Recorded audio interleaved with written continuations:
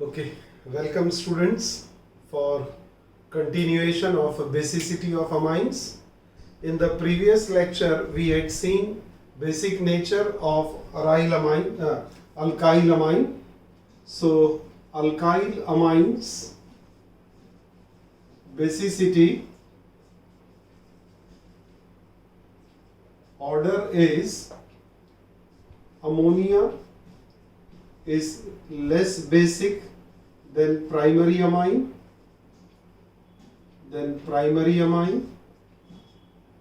is less basic than secondary amine, but secondary amine is more basic than tertiary amine. This was the trend according to pKb value. So this alkyl amine basicity is the trend we see as per the pKb value. pKb value will provide us this information. And we had seen that factors affecting basicity of amines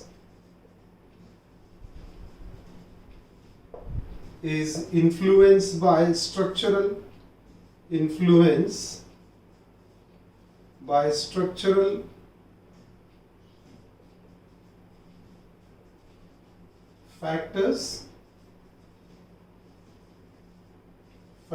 of amines,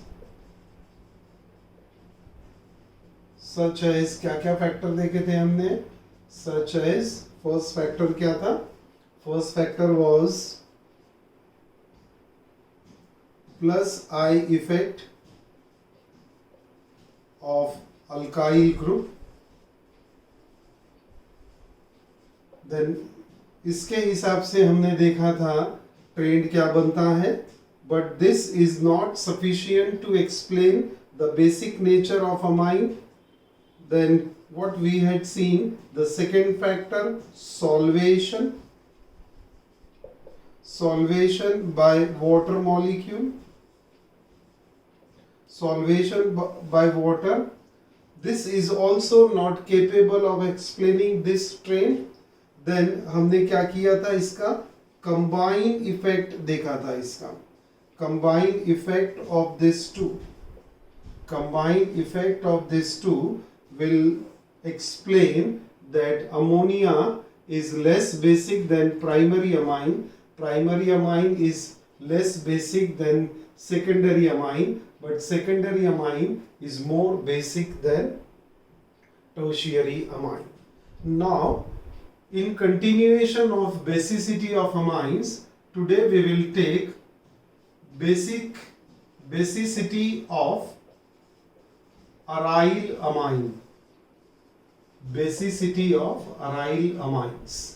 aryl amines के लिए example हम क्या follow करने वाले हैं, standard example aniline, that is benzene amine, है ना, aniline that is बेंजील amine we will consider for explaining basicity of aryl amine. Now, when we see the pKb value of aniline, it is found to be something 9 very high value. It is found to be 9.38 pKb value. और यहाँ क्या था, 4 और 3 के बीच में था. In aryl amine it was 4 and 3. तो pKb value of aniline is 9.38 और हमारा लॉजिक क्या है, greater the pKb value, weaker is the base. Greater the pKb value, weaker is the base. So as per this pKb value, aniline is found to be a weak base. It is found to be a weak base why it is a weak base, that we will prove scientifically, है ना. Why this value has come to such a higher value, that can be explained with the help of structure of aniline. It is observed that in aniline the structure gets stabilized,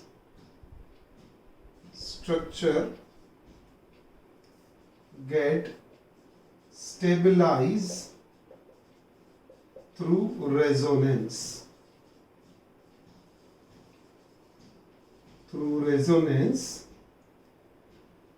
As a result, क्या होता है यहाँ पर? Result, the lone pair of electron on nitrogen atom is not available for bonding. Hence it is a weak base. क्योंकि हमें पता है basic nature किसके कारण आता है? Lone pair of electron on nitrogen as पर द लेविस कंसेप्ट. और एनिलीन में भी ऐसा ही होने वाला है कि एनिलीन को जब हम यहाँ देखते हैं स्ट्रक्चरल फॉर्म में, तो ये बेंजीन रिंग आ गया और ये नाइट्रोजन कनेक्ट हो गया, N2 हाइड्रोजन NH2. और ये जो लोन पेयर है, this lone pair, if this lone pair is available, it is basic in nature. But when we see the resonance effect on aniline molecule, what we see that there are double bond alternate in a benzene ring, and this lone pair of electron in conjugation with this double bond. In conjugation with the double bond, what we see that this electron pair is not available for further bond formation, and that can be explained with the help of resonance effect. तो बात चल रही थी कि aniline की ये pKb value इतनी ज्यादा क्यों आ गई, और ज्यादा वैल्यू आने के कारण एनिलीन क्या हो गया? वीक बेस बन गया. उसका रीजन क्या है कि it get stabilize, this aniline get stabilize through resonance, uses its lone pair and not available for bond formation. That's why aniline becomes a weak base. देखते हैं रेजोनेंस इफेक्ट कैसे आएगा. आपको हमने ये कभी पढ़ाया था रेजोनेंस इफेक्ट समझाने के लिए. अब एनिलीन के रेजोनेंस स्ट्रक्चर के लिए we have to draw 5 such structure. तो मैं यहाँ ये 5 स्ट्रक्चर ड्रॉ कर लेता हूँ एनिलीन के लिए, and then we will see the resonance effect here.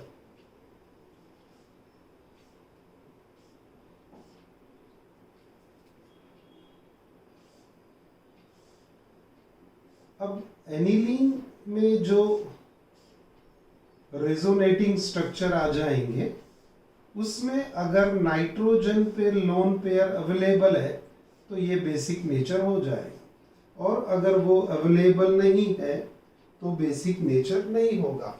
क्योंकि हमने क्या देखा था कि ये प्लस आई इफेक्ट और सॉल्वेशन इफेक्ट में जो कॉन्जुगेटेड एसिड बन रहा है ना, एनिलीन का भी कॉन्जुगेटेड एसिड की स्टडी करेंगे हम, जैसे हमने अल्काइल अमाइन का किया था.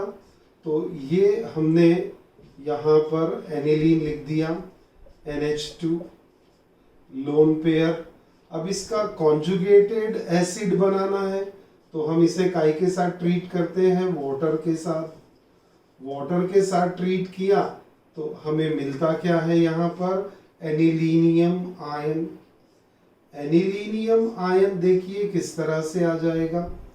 एनिलीनियम आयन क्या होगा? यहाँ से ये लोन पेयर के साथ में ये प्रोटॉन अट्रैक्ट हो जाएगा, and when it get attracted towards nitrogen it will create a bond, and this nitrogen now becomes positively charged. Correct? और ये बना प्रोटोनेटेड एनिलीन, जिसको हम कहते हैं एनिलीनियम आयन, और इसी को हम क्या कहते हैं? Conjugated acid. Conjugated acid. तो ये कॉन्जुगेटेड एसिड जो यहां क्रिएट हुआ, दिस कॉन्जुगेटेड एसिड, अब बचा क्या यहां पर? OH minus ion. तो this anilinium ion and aniline, इसका जो कॉन्जुगेटेड एसिड है, ये दोनों में से कौन स्टेबल है, ये चेक करने का है। तो हमारी बात चल रही थी कि एनिलीन वीक बेस क्यों है? क्योंकि उसका स्टेबलाइजेशन हो जाता है रेजोनेंस के कारण। अब यहाँ पर हम बनाते हैं एनिलीन, देखते जाएंगे थोड़ा carefully. And here is the loan pair of electron, and now these are the 3 double bonds in the benzene ring. Now what happens? This lone pair of electron getting attracted towards the benzene ring because it is more electronegative, तो वो electron pair अपने तरफ पुल करेगा। जैसे इसने अपने तरफ पुल किया तो यहाँ का इलेक्ट्रॉन पेयर जो है वो ऑर्थो पोजीशन पे जाएगा, और यहाँ क्रिएट हो जाएगा double bond NH2। Now this nitrogen is a tetravalent, तो इस पे आ गया पॉजिटिव चार्ज। करेक्ट है? और ये पाई इलेक्ट्रॉन पेयर अब कहां पर लोकेट हो जाएगी? This will be located at ortho position. Okay, ortho position पे। तो ये इसका रेजोनेटिंग इफेक्ट हो गया। नेक्स्ट क्या आएगा effect? Now this will try to create double bond here. As soon as this has created a double bond here, क्या होगा? यहाँ का डबल बॉन्ड की इलेक्ट्रॉन पेयर पैरा पोजीशन पे लोकेट हो जाएगी, और पैरा पोजीशन पे लोकेट हो गई तो आपको ये स्ट्रक्चर दिखाई दे रहा है। अब तो ये इसका रेजोनेटिंग स्ट्रक्चर हो गया। तो स्ट्रक्चर 1, 2 एंड 3 ये रेजोनेटिंग स्ट्रक्चर हो गए। फर्दर माइग्रेशन ऑफ इलेक्ट्रॉन कैसे होगा? This we will see now. अब this will try to create bond here. As soon as it creates a bond here, क्या हो जाएगा? ऑल्टरनेट के बदले एक दूसरे के आजू बाजू आ जाएंगे, तो इमीडिएटली ये क्या करेगा? अपनी इलेक्ट्रॉन पेयर ऑर्थो पोजीशन पे ले जाएगा, और ऑर्थो पोजीशन पे नेगेटिव चार्ज हो गया, यानी ये इसका रेजोनेटिंग स्ट्रक्चर हो गया, और ये डबल बॉन्ड नाइट्रोजन के साथ पॉजिटिव चार्ज क्रिएट कर देगा। अब फर्दर माइग्रेशन कैसा होगा ये देख लो आप। ये बॉन्ड तो अनडिस्टर्ब्ड रहेंगे, वैसे ही रहेंगे। Now this negative charge will try to create bond here. जैसे उसने बॉन्ड क्रिएट किया, यहाँ डबल बॉन्ड है ना, तो फिर से दोनों डबल बॉन्ड नहीं आएंगे, कार्बन पेंटावेलेंट हो जाएगा। तो ये डबल बॉन्ड की जो इलेक्ट्रॉन पेयर है ये वापस नाइट्रोजन पे गई, वापस नाइट्रोजन पे इलेक्ट्रॉन पेयर चली गई, और ये इसका रेजोनेटिंग स्ट्रक्चर हो गया number 4 and number 5। So this 5 resonating structure of aniline है ना, ये कंपाउंड क्या है बेटा? ये एनिलीन है। This 5 resonating structure of aniline stabilises it, and this electron pair is not available for further reaction. Further reaction क्या? यही वाटर सॉल्युबिलिटी देखेंगे आप कि ये प्रोटॉन के लिए, अब इसमें अगर आप प्रोटॉन लेके आओ, यहाँ पर HOH वाटर वाला एक प्रोटॉन लेके आओ, तो ये प्रोटॉन कहाँ जाएगा, जा सकता है क्या इधर, क्योंकि प्रोटॉन पे तो पॉजिटिव चार्ज होता, और नाइट्रोजन पे है क्या इलेक्ट्रॉन पेयर, नहीं है। तो ये पॉजिटिव चार्ज, ये नाइट्रोजन पे पॉजिटिव चार्ज नहीं, नाइट्रोजन पे पॉजिटिव चार्ज है, इलेक्ट्रॉन पेयर नहीं है, तो ये प्रोटॉन अट्रैक्ट नहीं होगा। प्रोटॉन अट्रैक्ट नहीं होगा तो फिर ये वाले कंपाउंड का बेसिक नेचर हम एक्सप्लेन ही नहीं कर सकते, है ना। तो इसीलिए इसका बेसिक नेचर जो रहेगा वो बहुत वीक रहेगा। Aniline will be a weak base with pKb value around 9.38. So that's why aniline, that is arylamine, all arylamine are weak bases because they get stabilized through resonance. Okay, अब ये aniline का देख लिया, आप ये anilinium ion को देख लो, protonated aniline और एनिलीनियम आयन। अब एनिलीनियम आयन में भी रेजोनेंस लगा सकते हैं ना, क्योंकि ये भी एरोमेटिक कंपाउंड है, यहाँ भी रेजोनेंस अप्लाई कर सकेंगे हम। तो ये लिखते हैं एनिलीनियम आयन, क्या फॉर्मूला है, NH3 विथ पॉजिटिव चार्ज, ये है एनिलीनियम, आपको बोर्ड पे दिख रहा है, एनिलीनियम आयन, प्रोटोनेटेड एनिलीन और कॉन्जुगेटेड एसिड ऑफ एनिलीन। ये एनिलीन बेसिक है, वो उसका कॉन्जुगेट एसिड बना।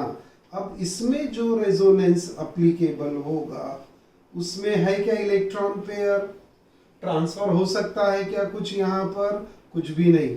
ज्यादा से ज्यादा इलेक्ट्रॉन कौन से मूव करेंगे, इनसाइड द बेंजीन रिंग। जो पाई इलेक्ट्रॉन है बेंजीन के, they will keep on moving, but nitrogen is no more having free or lone pair of electron, hence this will remain as it is. The only change we see is the position of double bond in anilinium ion, and through this resonance it get stabilized. So anilinium ion get stabilized through resonance, and only two structures are sufficient. Two structures are sufficient for its stabilization. तो ये जल्दी ज्यादा stabilise हो रहा है। So but aniline requires such 5 structure to get stabilized, and that's why aromatic amine, especially aniline, is going to be a weak base. ये हमारा scientific explanation आ गया why aniline is a weak base. Okay, तो aniline weak base, this is what the point we had seen so far. Now we will see chemical properties of aniline. Let us see that part, chemical properties of aniline. तो basic nature of amines, very important question है ना। This question you have to answer. Basic nature of amines, why amines are basic in nature, what is the trend of basicity of amines, what are the factors which are responsible for basicity of amines. और question बन सकता है why aryl amines are weak bases than aliphatic amines, why aromatic amines are weak bases as compared to aliphatic amines. ये भी point आपको, ये भी question मिलेगा। Now chemical properties of amines, chemical properties of amines, chemical properties of amines, और उसमें देखते हैं lab test for basic nature of amine, lab test for basic nature of amine, lab test for basic nature of amines। इसमें हम क्या देखेंगे lab test में, एक तो हमको पता है लैब टेस्ट वो लिटमस पेपर वाला जो सबसे सिंपल है, लिटमस पेपर। अब इसमें क्या चेंज होने वाला है लिटमस पेपर में? Red litmus turns to blue, red litmus turns to blue. That is what the test for litmus paper. उसके लिए क्या करेंगे? Will take a water soluble amine. Those amines which are water soluble will be tested with the help of litmus paper. तो aqueous solution बनाएंगे amines का and we will put red litmus in it, and if it turns to blue we will say that this sample of amine is basic in nature. तो ये हो गया first point. अब second point, basic nature prove करना है तो क्या करेंगे कि अमाइन को एसिड के साथ रिएक्ट कर दो, तो क्या बन जाएगा वहां पर? सॉल्ट। ये भी एक टेस्ट हो सकता है। Any substance which creates salt by reacting with acid will be a base. तो अमाइन को एसिड के साथ रिएक्ट करेंगे, रिएक्शन होती है क्या देखेंगे, और प्रोडक्ट क्या बनता है वो भी समझेंगे। And if we get that salt, that means yes amine is basic in nature. तो लैब टेस्ट के लिए हम क्या करते हैं? अमाइन को लेते हैं। Amine with loan pair of electron is reacted with mineral acid. अब एसिड कौन सा लेंगे? Mineral acid. मिनरल एसिड से मतलब है HCl, H2SO4, HNO3, these are the mineral acid, they are the stronger acid. हम यहाँ पर कार्बोक्सिलिक एसिड नहीं लेंगे, we will take mineral acid like HCl. तो ये हमारा अमाइन हो गया। reacted with aqueous solution of HCl, क्या एक्सपेक्टेड है अपने को? सॉल्ट बनना चाहिए, है ना, लोन पेयर है तो ये प्रोटॉन तो बेटा इधर चला गया, तो पक्की बात हो गई है कि जब प्रोटॉन यहाँ चला गया ये NH हो गया, नाइट्रोजन की 4 वैलेंसी हो गई, पॉजिटिव चार्ज आ गया, और यहाँ पर क्या बनेगा? अब ये पॉजिटिव चार्ज किसको अट्रैक्ट करेगा? नेगेटिव चार्ज क्लोराइड को। तो एक बॉन्ड भी बन जाएगा आयोनिक यहाँ पर, तो ये बन गया ना सॉल्ट, है ना। ये 3 valency ammonium chloride, ammonium chloride is a salt. तो ये सॉल्ट बन गया। Formation of salt suggest that amine is basic in nature, जो हम लैब में प्रूव कर सकते हैं। इसी को और थोड़ा सा एक्सटेंड कर देते हैं, तो क्या देखते हैं हम यहाँ पर कि ये जो सॉल्ट हमें मिला है ना, जो सॉल्ट आ गया है, इसी सॉल्ट को अगर हम स्ट्रॉन्ग बेस के साथ रिएक्ट कर दे, NaOH के साथ रिएक्ट करे, तो क्या हो जाएगा? हमें फिर से ये अमाइन मिल जाएगा। हमें फिर से अमाइन जो है वो रीजनरेट हो जाएगा। Amine will get regenerated. तो रीजनरेटेड अमाइन, अमाइन रीजनरेटेड, और बाकी क्या बच जाएगा? NaCl and H2O. So by reacting with NaOH in aqueous medium confirms that this is an amine which is basic in nature. तो basic nature second reaction हमने क्या देखा कि अमाइन को रिएक्ट किया मिनरल एसिड के साथ में। ओके, तो ये हो गया लैब टेस्ट लिटमस पेपर 1। दूसरा हो गया मिनरल एसिड के साथ रिएक्शन। अब एक तीसरा, एक कलर टेस्ट कर लेते हैं हम। कलर टेस्ट, उसे हम कहते हैं ऑरेंज डाई टेस्ट।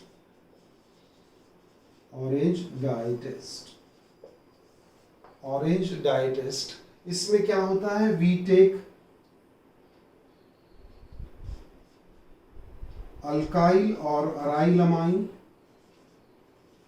अल्काइल और aryl amine, which is reacted with few drops of concentrated HCl, few drops of concentrated HCl, aryl or alkyl amine plus HCl concentrated. It is then mix with sodium nitrite solution. ये है sodium nitrite NaNO2, sodium nitrite under cold condition. Under cold condition we add sodium nitrite, and to this solution again under cold condition we add alkaline beta naphthol. Alkaline beta naphthol. We take alkaline beta naphthol. तो alkyl or arylamine plus concentrated HCl plus sodium nitrite under cold condition. Sodium nitrite के बाद क्या add करना है? Alkaline beta naphthol. When we add them together, what we see a orange red dye. We get a orange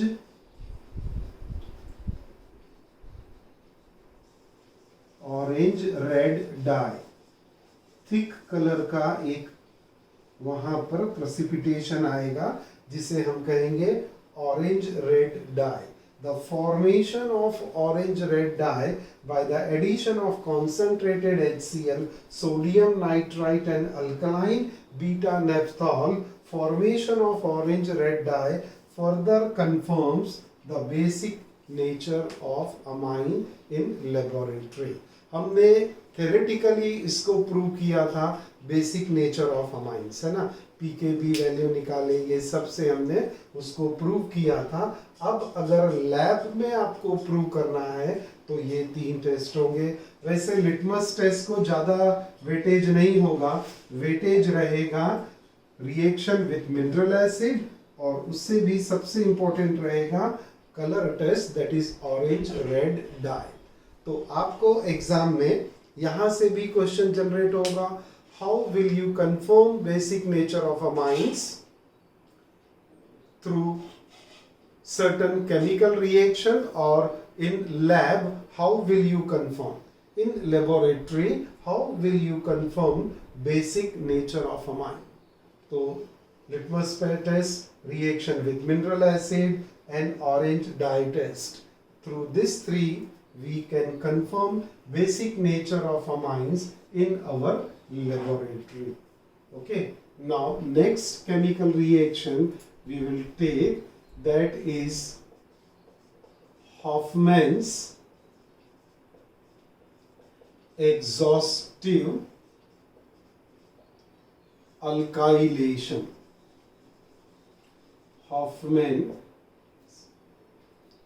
Hofmann's exhaustive alkylation.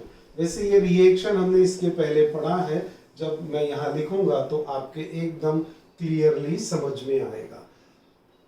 Hofmann's exhaustive alkylation of amines. This is what the next reaction we will consider. अब इसमें क्या होता है? When aliphatic or aromatic primary amine, aliphatic or aromatic primary amine is heated with primary alkyl halide. अब primary amine क्या है? RNH2. primary alkyl halide क्या है? RH. If when they are heated together, what happens here? The hydrogen of this primary amine is replaced by alkyl group, and we get secondary amine. और यहाँ minus क्या remove होगा? Side product HX will be removed. तो ये आपको primary amine काय में convert हो गया? सेकेंडरी अमाइन में. This is known as alkylation of amine. ये कैसे पॉसिबल हुआ? क्योंकि प्राइमरी अमाइन में क्या देखते हैं हम? There are 2 replaceable hydrogen. तो एक हाइड्रोजन को रिप्लेस किया अल्काइल ग्रुप से, अल्काइलेशन हो गया, वी गेट सेकेंडरी अमाइन. अब सेकेंडरी अमाइन में भी क्या दिखता है अपने को? R2NH. इसमें भी एक रिप्लेसेबल हाइड्रोजन है अभी भी, तो इसे जब RX के साथ हीट करेंगे अल्काइल हलाइड, ना RX क्या है, अल्काइल हलाइड, ये तो चैप्टर में पढ़ा था हमने। अब फिर से क्या हो जाएगा, टर्शियरी अमाइन R3N, एक हाइड्रोजन था वो भी रिप्लेस हो गया, और साइड प्रोडक्ट क्या आ रहा है, -HX, तो ये बना टर्शियरी अमाइन। करेक्ट है। अब ये सभी अमाइन में लोन पेयर ऑफ इलेक्ट्रॉन है ना, अभी उन्होंने उनका लोन पेयर छोड़ा नहीं है नाइट्रोजन ने, नाइट्रोजन का लोन पेयर मेंटेन है, प्राइमरी पे लोन पेयर है, सेकेंडरी पे लोन पेयर है, और टर्शियरी पे भी लोन पेयर है। अब अगर ये अल्काइल हलाइड फिर से हम एक्सेस में यूज करते हैं ना, ये alkyl halide if it is used in excess amount, तो क्या होगा, tertiary amine react with RX which is present in excess amount। Heat किया आपने तो हमें क्या मिल जाएगा, अब ये जो नाइट्रोजन है ये लोन पेयर से बॉन्ड बना लेगा, तो यहां पर हमें मिलता है इस टाइप का स्ट्रक्चर प्लस X, ये हेलोजन अलग से, और नाइट्रोजन टेट्रावेलेंट हो गया तो उस पे पॉजिटिव चार्ज, इसको हम कैसा लिख सकते हैं, R4N with positive charge, this is tetra alkyl ammonium ion, है ना, ये क्या है, टेट्रा अल्काइल, 4 ग्रुप है अल्काइल के, tetra alkyl ammonium ion, and it is called as quaternary ammonium ion, quaternary ammonium ion. कैसे बना क्वाटरनरी अमोनियम आयन, अब ये क्वाटरनरी अमोनियम आयन में एक और बात होगी जो मैंने यहां पर कहा था आपसे कि ये क्या बॉन्ड बनाता, कोऑर्डिन, एक बॉन्ड बनाएगा आयोनिक, नाइट्रोजन का पॉजिटिव चार्ज और क्लोरीन का नेगेटिव चार्ज, तो क्लोरीन यानी हेलोजन, अभी नाइट्रोजन पे पॉजिटिव चार्ज है, हेलोजन पे नेगेटिव चार्ज है, तो ये दोनों वापस अट्रैक्ट होके आपको क्या दे देंगे, क्वाटरनरी अमोनियम सॉल्ट। तो ये टेट्रा अल्काइल अमोनियम आयन या quaternary ammonium ion in fact available कैसा होता है, क्वाटरनरी अमोनियम सॉल्ट के जैसा, quaternary ammonium salt we get. तो Hofmann's exhaustive alkylation of amine, exhaustive ये वर्ड को हम ध्यान में रखेंगे तो क्या करना है कि उसमें ऐड करते जाना है अल्काइल हलाइड जब तक के हमको क्वाटरनरी अमोनियम सॉल्ट नहीं मिलता, जब तक ये एग्जॉस्ट नहीं हो जाता अपनी वैलेंसी से। 2 हाइड्रोजन रिप्लेस है, लगा दिया दाव पे, तो दोनों को अपन ने देखा कि एक सेकेंडरी बना दिया, एक टर्शियरी बना दिया, अभी फिर से तैयार है वो, बोलता कि हाँ आ जाओ फिर से अल्काइल हलाइड, और मेरे पास में लोन पेयर है, तो वो लोन पेयर भी दाव पे लगा देता, तो लोन पेयर के साथ भी बॉन्ड बना लेगा, लोन पेयर के साथ बॉन्ड बनाया तो नाइट्रोजन की वैलेंसी हो गई टेट्रा, और वो टेट्रा वैलेंसी नाइट्रोजन की हेलोजन को अपने तरफ अट्रैक्ट कर सकती है, पॉजिटिव चार्ज नाइट्रोजन का हेलोजन को अट्रैक्ट कर सकता है, और जब इसे अट्रैक्ट करेगा तो वहां पर क्वाटरनरी अमोनियम सॉल्ट बनेगा। तो ये है अपना फंडा कि यहाँ पर हमें क्वाटरनरी अमोनियम आयन जो है इसको अब हम बोल सकते हैं क्वाटरनरी अमोनियम सॉल्ट। हमने समझा दिया, पहले आयन करके समझाया था, अब उस आयन को हमने क्या एक्सप्लेन कर दिया, yes it is a quaternary ammonium salt.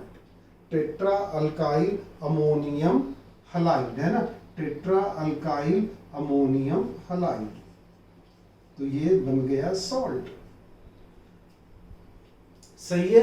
तो हॉफमैन्स एग्जॉस्टिव अल्काइलेशन क्या रिएक्शन है, when primary amine is heated with excess amount of primary alkyl halide, है ना, excess amount of primary alkyl halide, then it gives secondary amine, tertiary amine and quaternary ammonium salt, and it gives quaternary ammonium salt. तो देखते हैं इसको अभी example के through, है ना। ये तो जनरल रिएक्शन लिख दिया, इसी का एक एग्जाम्पल बनाते हैं हम लोग, है ना। Will take example of it, और वो एग्जाम्पल में समझते हैं फंडा क्या होगा। For that we will take methyl amine CH3NH2। Methyl amine लिया आपने, मिथाइल अमाइन, और इस मिथाइल अमाइन में अब हम मिथाइलेशन करेंगे, मिथाइल आयोडाइड यूज करेंगे। हीट करना है रिएक्शन में, हीट करना है, क्या हो जाएगा, this methyl will replace hydrogen, तो आपको मिलेगा CH3 2 टाइम्स हो जाएगा। आई होप समझ रहा होगा सभी को डायरेक्टली, है ना।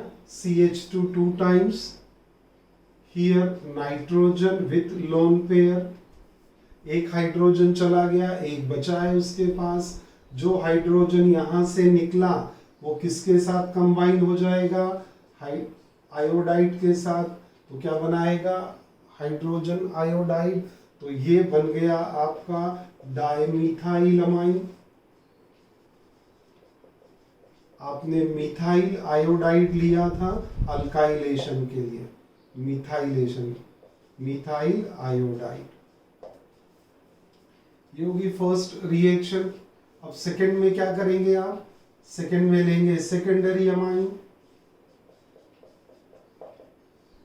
Dimethyl amine. इसे फिर से किसके साथ हीट करना है, मिथाइल आयोडाइड के साथ में। We take methyl iodide, heat करें, हाँ जी। अब क्या होगा, one more hydrogen remains that get replaced and we get trimethyl amine, trimethyl amine plus HI, तो ये बना trimethyl amine, trimethyl amine, correct, trimethyl amine आ गया। नाउ नेक्स्ट स्टेप क्या होगा, क्योंकि ये तो मिथाइल आयोडाइड एक्सेस में है, मिथाइल आयोडाइड एक्सेस में है, तो टर्शियरी क्या बोलता कि अभी ट्राइमिथाइल अमाइन क्या बोलता है, yes I am still carry a lone pair, come on I will fight, I will create bond. तो ये क्या करेगा, अपनी लोन पेयर को भी अब इसके साथ यूज कर लेगा बॉन्ड बनाने के लिए। हीट किया तो अब ये एक और CH3 आ गया, तो क्या बन गया, CH3 4 टाइम्स नाइट्रोजन की लोन पेयर तो बॉन्ड बनाने में काम आ गई, तो नाइट्रोजन पे क्या डेवलप हो गया, पॉजिटिव चार्ज, और ये आयोडाइड पे रहेगा नेगेटिव चार्ज। अब ये कंपाउंड का नोमेनक्लेचर बोलो, क्या है, टेट्रा अल्काइल अमोनियम हलाइड, तो नाम क्या बनेगा इसका, टेट्रा मिथाइल, 4 टाइम्स है methyl group, tetra methyl ammonium.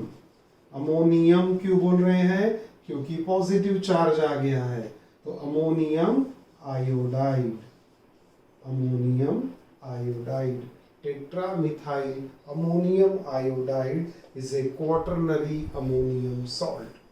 Here we have used methyl iodide as an alkylating agent, and this is known as methylation of amine.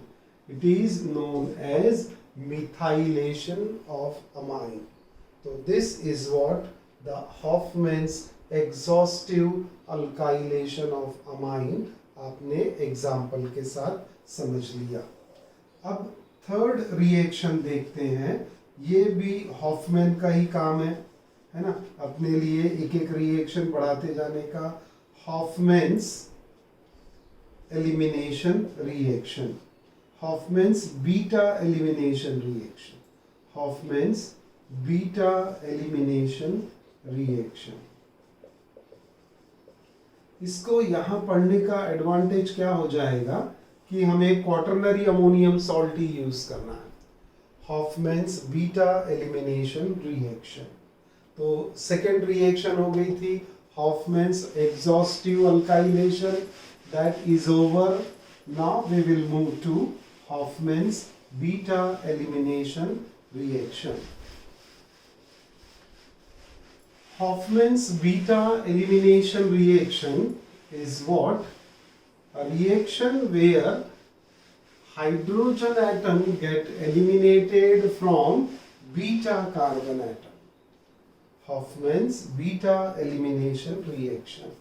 यहाँ लिखता हूँ फिर से मैं, Hoffman's beta elimination reaction. And this reaction is carried out with quaternary ammonium salt. Hoffman's beta elimination reaction. For this, what we will do, we will take quaternary ammonium salt. देखेंगे जरा example के साथ समझाता हूं मैं। CH3 CH2 CH2 ये हो गया प्रोपाइल ग्रुप, है ना। यहाँ पर आ गया नाइट्रोजन, और ये नाइट्रोजन पे हम प्लेस करते हैं 2 इथाइल ग्रुप और तीसरा भी इथाइल ग्रुप। तो अब ये बन गया क्वाटरनरी हो गया,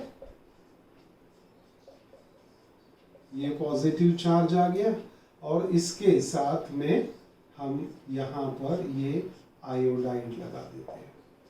तो ये बन गया quaternary ammonium iodide, quaternary ammonium iodide salt. इसका नोमेनक्लेचर कर लो जरा यहीं पर, है ना, फिर आगे बढ़ते हैं। तो नोमेनक्लेचर में क्या है, it's a mix tertiary quaternary salt, है ना, it is a mix quaternary salt. तो इसमें ये 3 इथाइल ग्रुप और ये एक प्रोपाइल ग्रुप। तो बड़ा कौन सा ग्रुप है, प्रोपाइल। तो ये प्रोपाइल बड़ा ग्रुप हो गया। ये प्रोपाइल अमाइन के नाइट्रोजन के साथ 3 इथाइल ग्रुप ज्वाइन है।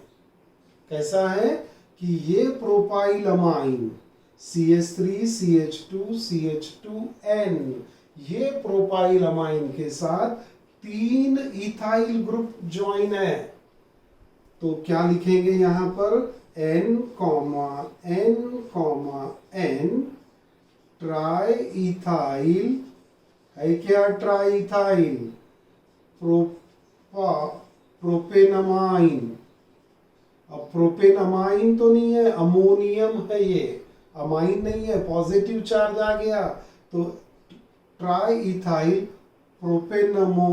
प्रोपेनअमोनियम आयोडाइड, प्रोपेन अमोनियम आयोडाइड, ये नोमेनक्लेचर बना इसका, प्रोपेन अमोनियम आयोडाइड। तो ये है आपका quaternary ammonium iodide salt. When this is heated with moist silver oxide, आपको पता है moist silver oxide AgO moist करना है तो उसके साथ वाटर ऐड कर दो। तो ये मॉइस्ट सिल्वर ऑक्साइड का फॉर्मूला बना। लेकिन ये फॉर्मूले से हमें रिएक्टिव कंपाउंड कौन सा मिलता है, सिल्वर हाइड्रोक्साइड। आप ये दोनों को रिएक्ट करो, moist silver oxide plus water, तो आपको मिलेगा ट्वाइस AgOH। तो ये मिलेगा सिल्वर हाइड्रोक्साइड। तो क्या हो रहा है, हम पढ़ क्या रहे हैं, हॉफमैन्स बीटा एलिमिनेशन रिएक्शन। उस रिएक्शन के लिए आपको स्टार्टिंग कंपाउंड क्या लेना है, quaternary ammonium salt, that is to be heated with moist silver oxide.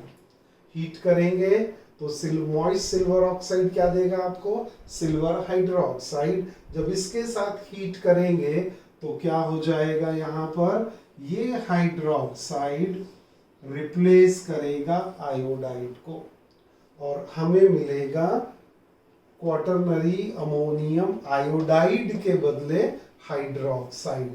देखिए क्या फॉर्मूला बनेगा? CH3 CH2 CH2N।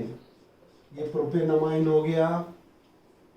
अब इसके साथ में यहां पर 2 और उसके बाद 3 इथाइल ग्रुप अटैच है C2H5। अब क्या होने वाला है? हमने रिएक्शन पढ़ा था कि ये सब्स्टिट्यूशन, न्यूक्लियोफिलिक सब्स्टिट्यूशन, ये नाइट्रोजन पे पॉजिटिव चार्ज और यहाँ पर हमें क्या मिलेगा? Hydroxide ion, hydroxide ion. और साइड प्रोडक्ट क्या बनेगा? Plus AgI, silver iodide. So we get hydroxide, quaternary ammonium hydroxide. इसका नोमेनक्लेचर फिर से बोल दो। अब आसान है आपके लिए नोमेनक्लेचर। आपने देख लिया कि ये तो इसका पेरेंट कंपाउंड हो गया था, तो उसके नाइट्रोजन के साथ 3 इथाइल ग्रुप है, NNN, ट्राई इथाइल, प्रोपेनोमोनियम, प्रोपेनोमोनियम। आयोडाइड के बदले क्या हो गया बेटा? अभी ये हाइड्रोक्साइड, करेक्ट है ना? प्रोपेनोमोनियम हाइड्रोक्साइड बन गया। और ये प्रोपेनोमोनियम हाइड्रोक्साइड को जब आप स्ट्रॉन्ग हीट करेंगे तो इसमें से वाटर मॉलिक्यूल तो निकलेगा और जो हमको पढ़ना है बीटा एलिमिनेशन, वो भी रिएक्शन होगा। अब बीटा एलिमिनेशन कहां से आएगा? The carbon which is directly bonded to functional group is alpha carbon and the next is beta carbon. वैसे ही ये भी रहेगा, ये भी रहेगा और यहां भी ये अल्फा डैश कार्बन, ये बीटा डैश कार्बन, ये गामा डैश कार्बन आएगा। हमें बीटा एलिमिनेशन देखना है, तो out of this 3 one of the carbon will lose its proton, its hydrogen, we call it as beta elimination। तो यहां से क्या होगा? ये जो CH3 है ना, देखो क्या हो रहा है, मैं यहां लिख रहा हूं, आप ध्यान देंगे, इसका स्क्रीनशॉट लेके रख लेना। ये एक H वाटर के साथ रिमूव हो गया, ये OH के साथ रिमूव हो गया, तो क्या बन गया? Water molecule. अब जैसे ये रिमूव हो गया, ये क्या बचा? CH2 CH2, क्या बचा? CH2 CH2। तो इसके बीच में तो डबल बॉन्ड आना चाहिए, तब तो वैलेंसी सेटिस्फाई होगी। और CH2 double bond CH2 is an alkene named as ethene, correct है? तो ये ईथीन मिला और rest of the molecule will remain as it is, and rest of the molecule is what? CH3 CH2 CH2 N with positive charge and no, not positive charge now, N के साथ में ये CH2 CH3 and here also CH2 CH3। Diethyl propanamine. अब ये ammonium रहेगा क्या? नहीं, एक वैलेंसी फ्री हो गई, एक वैलेंसी फ्री हो गई तो ये आ गया इस पे लोन पेयर। तो ये कंपाउंड का नोमेनक्लेचर क्या बना? NN diethyl, NN diethyl propanamine, propane amine. देखिए नोमेनक्लेचर, रिमूव क्या हुआ? ये बीटा कार्बन से, ये बीटा कार्बन से एक हाइड्रोजन चला गया, हाइड्रोक्साइड के साथ एज ए वाटर मॉलिक्यूल आपको क्या मिला, ethene and NN diethyl propanamine. This is known as Hofmann's beta elimination reaction. Correct है. तो डियर स्टूडेंट्स, ये क्वेश्चन को कैसे पूछेगा, इनडायरेक्ट तरीके से. फिर अभी इसका ये समझ गया तो क्वेश्चन आना चाहिए, और जब हम क्वेश्चन देते हैं जो कोरिलेट कर पाता है वो आंसर देता है. क्वेश्चन क्या बनेगा, how will you convert a quaternary ammonium salt into an alkene. How will you convert a quaternary ammonium salt into an alkene. अब जिसने पढ़ा नहीं, जिसने ध्यान नहीं दिया, उसको ये क्वेश्चन समझता ही नहीं. क्वाटरनरी अमोनियम सॉल्ट तो शुरुआत वहां से होती, ये कौन से चिड़िया का नाम है, क्वाटरनरी अमोनियम सॉल्ट. अब अल्कीन बनाना यानी डबल बॉन्ड लाना है. डबल बॉन्ड यहाँ तो कहीं दिखता ही नहीं क्वाटरनरी में, तो वो कैसे होगा, तो वो होता है बीटा एलिमिनेशन से. करेक्ट है.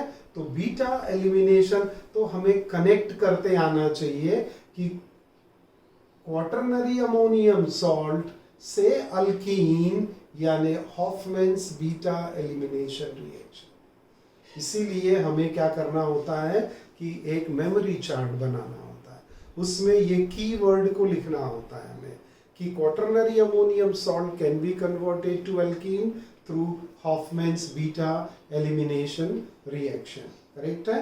तो ये बच्चा लोग देखो ध्यान से, इसका स्क्रीनशॉट लो. नोमेनक्लेचर भी पूरा लिखा हुआ है, बहुत अच्छे से समझा दिया गया है कि बीटा एलिमिनेशन यहाँ से हाइड्रोजन एलिमिनेट होगा और अल्कीन मिलेगा. आप कहीं से भी कर सकते हैं बीटा हाइड्रोजन का एलिमिनेशन, ये तीनों में से.